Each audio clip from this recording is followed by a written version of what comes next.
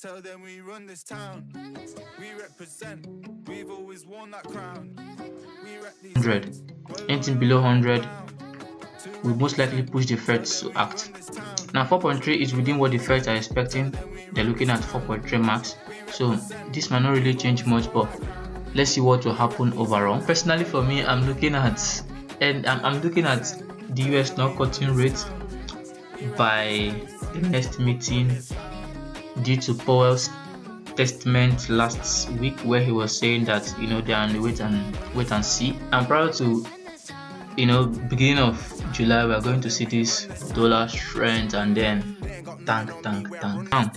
For now, if we look at fundamentals, this week is going to be somehow uncertain because of NFP, and NFP weeks are always somehow because you can't just predict it. You don't know what it's going to do.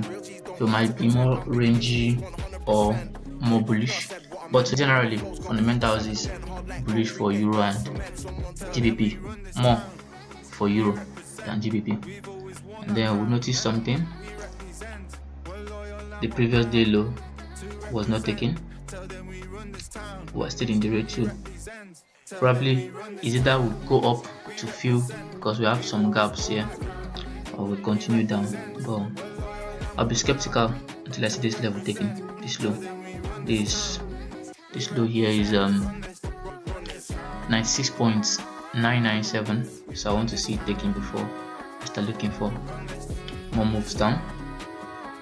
If we look at Euro, see, and then you also notice that there is a kind of exhaustion, like exhausting. The body of the candle is, as it keeps going up, is reducing. It's a sign of exhaustion, like I need to relax, gather some momentum, then probably continue. And they also see that in GBP even closed bearish. Unlike Euro that took the high, GBP did not take the high. So for the weekly level, if we are going up, we should be targeting this place. If we are going to go down to relax, then we are going to be targeting either of these FVGs here or this weekly order block to continue going up. But if you are going to, there is a weekly fair value gap here, here now that market might actually come up to if we decide to go up first. Now if we decide to go down first, we have this fair value gap, and then this week. But I don't expect Euro to come back to this weekly order block. I don't see that happening. I don't.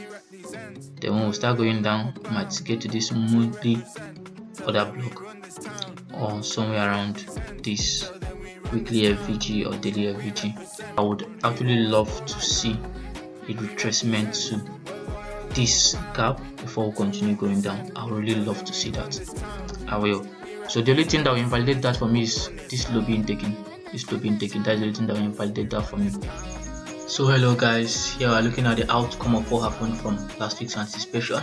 Remember I told you guys that except we see the low of this candle taken, we invalidate going up to fill this level, and then you could see went down to exactly where I was anticipating the week to head on to, which was this weekly FVG. Then we saw some retracement, and here we are. So let's see what happened on Euro.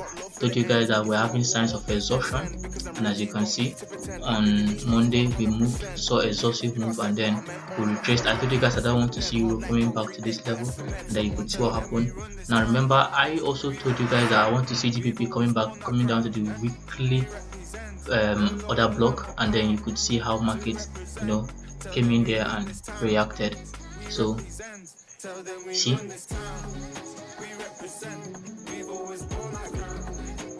so based on fundamental, I remember telling you guys that NFP, that if we don't see NFP coming below 100, that we're not going to see the Fed act.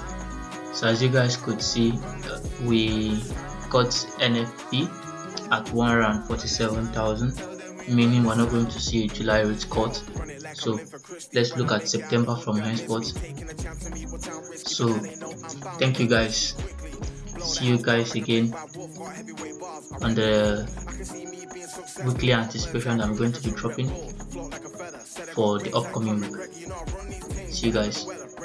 spring. I'm setting the levels, man, and foresighting. So tell a label, confront this. You know my enemies don't want this. Car I can do this in my confies, yeah, we run this. We run this town.